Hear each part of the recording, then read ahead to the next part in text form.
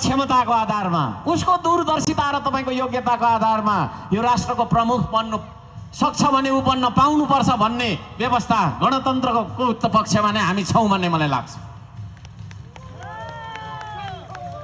तर त्यसो भनिरहँदाखेरि अहिले भर्खरै कार्यक्रमको उद्घाटन हामीले राजा यलम्बरलाई माल्यार्पण गरेर गर्यौं। त्यो अर्थमा हामीले बिर्सनु हुँदैन, हामी राजाको सन्तान हौं।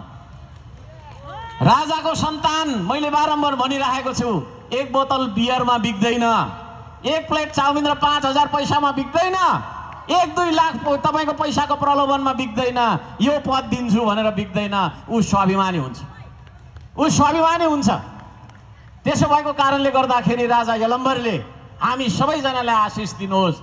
हामी सबैजना त्यस्तो तपाईँ जस्तै चाहिँ नि शिर ठाडो भएको मान्छे, त्यस्तो खालको प्रतापी र त्यस्तो खालको स्वाभिमानी बनेर यो जीवन चाहिँ व्यतीत गर्न सकौँ, हामी सबैलाई आशिष मिलोस्।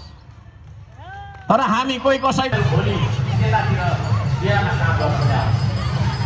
अब धेरै कुराहरू नभनौँ, अन्त्यमा सबै तपाईँको चाहिँ संस्कृति प्रेमी दाजुभाइ दिदीबहिनीलाई धन्यवाद दिन चाहन्छु। यो कार्यक्रममा सहभागी बन्नुहुने सबैजनालाई धन्यवाद दिन चाहन्छु।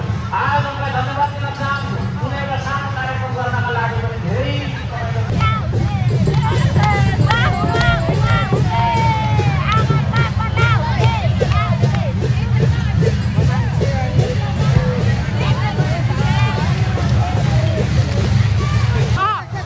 यो पर्दैन भनेर 100% थाहा छ होइन। त्यो पनि ट्राई गर्नुपर्छ, पर्छ कि बाई चान्स लु